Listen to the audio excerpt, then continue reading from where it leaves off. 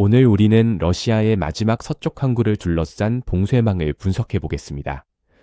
한때 러시아의 석유 수출은 흑해, 발트해, 북극해에 걸친 항구 4 네트워크를 통해 여러 경로로 세계 시장에 흘러들어갔습니다. 하지만 최근 압박으로 앞에 이 경로가 제한되면서 북극이 모스크바가 확장하길 바랐던 마지막 주요 경로가 되고 있습니다. 그러나 최근의 한 사건은 많은 이들이 생각했던 것보다 거리라는 것이 훨씬 덜한 보호를 제공할 수 있음을 시사합니다. 전쟁이 일어나기 훨씬 전부터 러시아는 북극을 미래의 해상 수출 통로로 삼기 위해 막대한 투자를 해왔으며 북극 항로의 상업적 잠재력이 커지는 점을 활용하려 했습니다. 러시아는 2030년까지 북극 항구의 처리 능력을 연간 3,300만 톤에서 1억 7천만 톤으로 늘릴 계획입니다. 이를 위해 북극해 항로를 지원하는 인프라, 즉 새로운 터미널과 쇄빙선 지원 시스템을 확장할 예정입니다. 또한 모스크바는 이미 8척의 핵 추진 쇄빙선을 북극 수출 항로에 배치했으며 2035년까지 10척의 쇄빙선을 추가로 도입할 계획을 발표했습니다. 러시아가 북극 수출 인프라에 대한 투자를 가속화하는 이유는 기존의 해상 경로들이 점점 더 큰 압박을 받고 있기 때문입니다. 단지 2026년 3월에서 5월 사이에만 해도 우크라이나의 작전은 러시아 석유를 국제시장으로 운송하는 인프라를 점점 더 집중적으로 겨냥했습니다. 최근 몇 달 동안 연간 최대 7,500만 톤의 석유를 처리할 수 있는 노보로시스크의 쉐스 하리스 수출단지와 러시아 최대의 발트해 석유 항구인 프리모르스크와 우스트루가의 주요 수출 터미널이 공격을 받았습니다. 이 시설들에 대한 공격으로 러시아가 수출하지 못한 석유는 하루 200만 배럴이 훨씬 넘습니다. 이러한 직접적인 영향 외에도 전략적으로 중요한 점은 러시아의 해상 수출 네트워크의 상당 부분이 이제 공격에 취약하다는 것이 입증되었다는 사실입니다. 흑해에서는 석유 화물을 실어 나르는 데 성공한 러시아 유조선들조차 점점 더 우크라이나의 차단에 직면하고 있습니다. 지난 6개월 동안 우크라이나는 최소 10척의 러시아 섀도우 플릿 선박을 공격했으며 그 외에도 여러 사건이 우크라이나의 사보타주 때문인지 아니면 단순히 러시아의 부실한 정비 때문인지는 알려지지 않았습니다. 불과 일주일 전에도 터키 해안 근처에서 선박 간 환적을 하던 중 유조선 3척이 추가로 공격을 받았습니다. 게다가 발트해는 또 다른 형태의 압박에 직면했습니다. 우크라이나가 인프라를 공격하는 것 외에도 유럽 정부들은 제재에도 불구하고 러시아 석유가 국제시장에 도달할 수 있게 해주는 섀도우 플릿에 집중했습니다.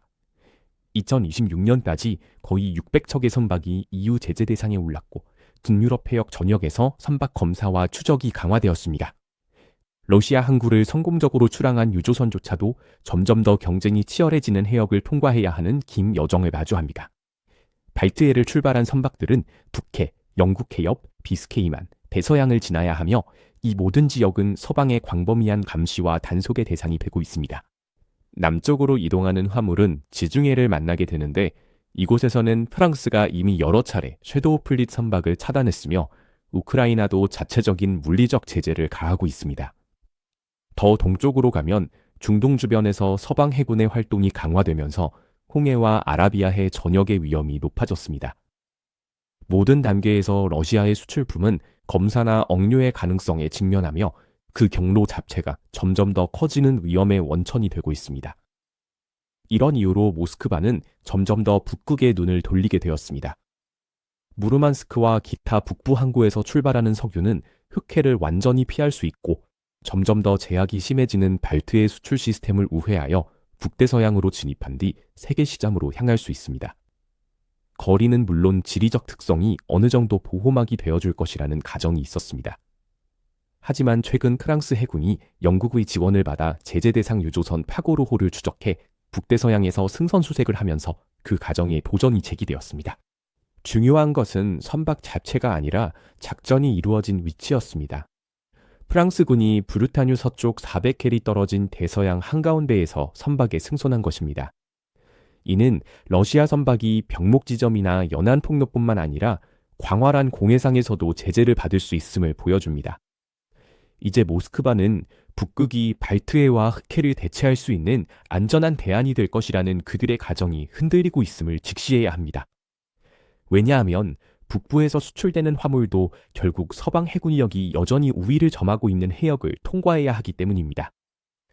전반적으로 이러한 변화의 의미는 특정 항로 한 개가 막혔다는 데 있는 것이 아니라 러시아가 대규모 석유 수출을 유지하기 위해 의존할 수 있는 항로의 수가 점점 줄어들고 있다는 데 있습니다. 흑해, 발트해 및 기타 해상 네트워크 전반에 걸쳐 압력이 높아지면서 모스크바는 다른 지역에서의 손실을 보완하기 위해 북극에 점점 더 의존하게 되고 있습니다.